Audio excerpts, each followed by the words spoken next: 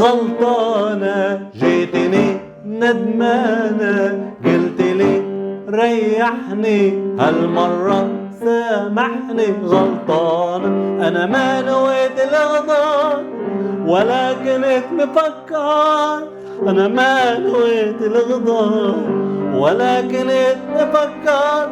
حيرانة ما تنفعك ندامة. أهلا بكم جمهوري ومتابعيني حبايب سعد المجرد. أنا لسه منفعل، لسه الموضوع ما خلصش، لسه بنحقق. يلا بينا.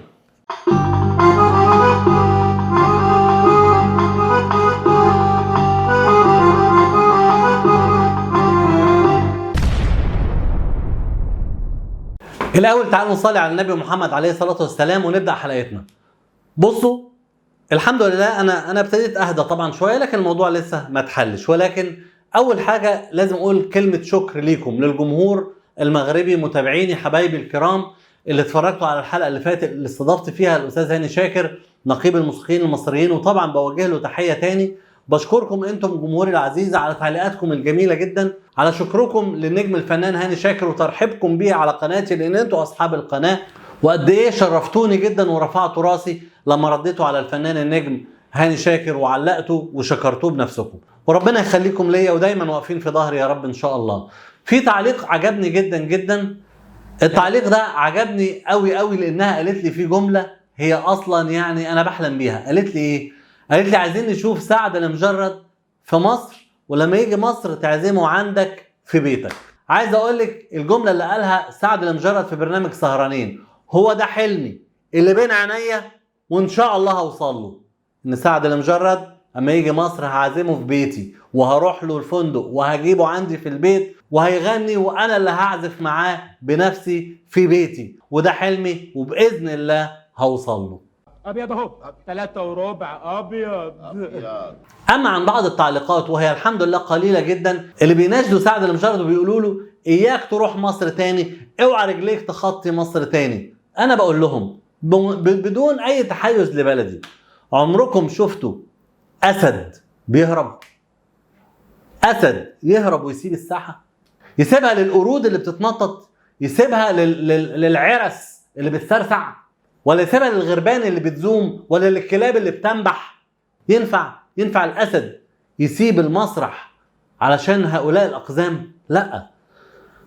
اوعوا تساعدوا سعد، ده لو حتى سعد عايز ياخد القرار انه ما يغنيش في مصر، لا، اقفوا في ظهره، قولوا له لازم تروح مصر ولازم تغني في مصر، لان شعب مصر بيحبك، الشعب الطيب بيحبك. القله الفاسده اللي اتكلمنا عنها، الحاسدين الحاقدين، موجودين في كل مكان وفي كل زمان، ومش عايزينك تيجي، واتكلمنا عن الموضوع ده قبل كده.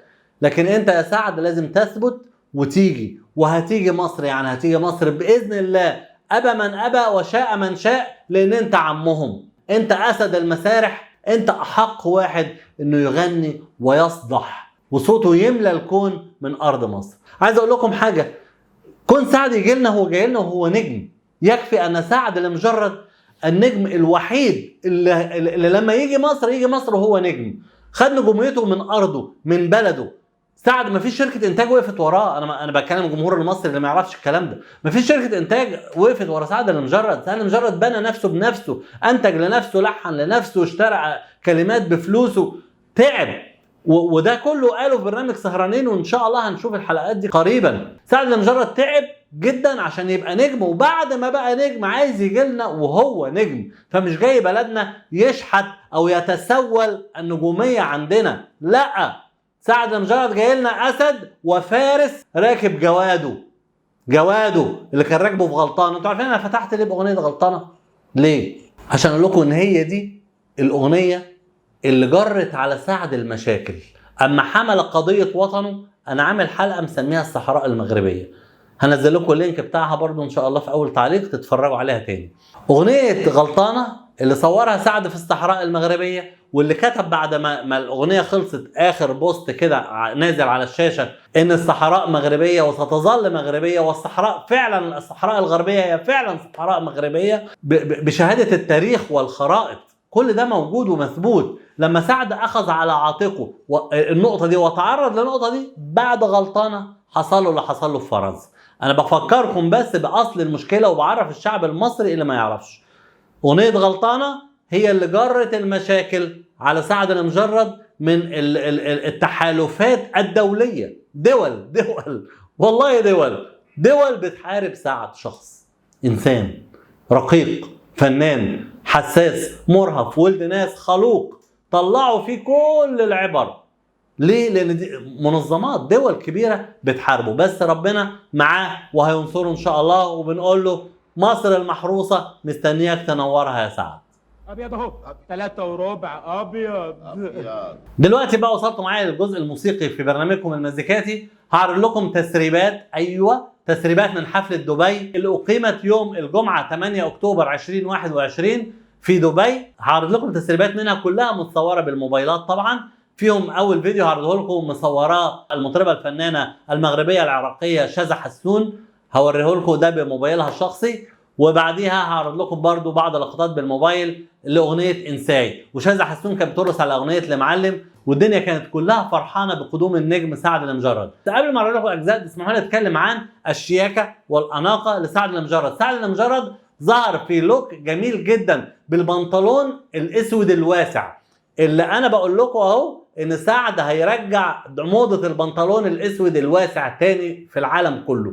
العالم كله هيلبس البنطلون الواسع تاني عشان سعد عمله في الكوليكشن بتاعه. البنطلون الاسود الواسع الجميل جدا الشيك الانيق، وعليه القميص ابو نص كم باللون الرمادي بتطريز رائع جدا. والمفاجأة ان لما سعد اتدور فوجئنا بقرص يشبه قرص الشمس بالالوان الساخنة، يعني ستايل رائع بيقدمه لنا سعد المجرد. هسيبكم مع التسريبات وبعد كده اشوفكم على خير.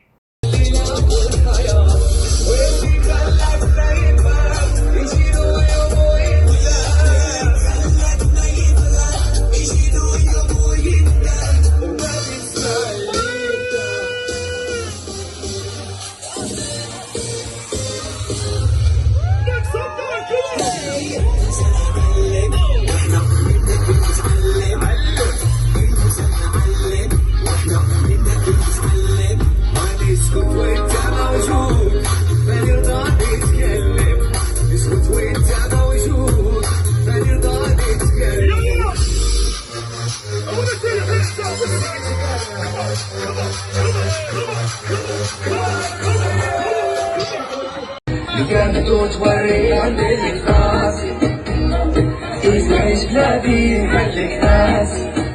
خليك ناسي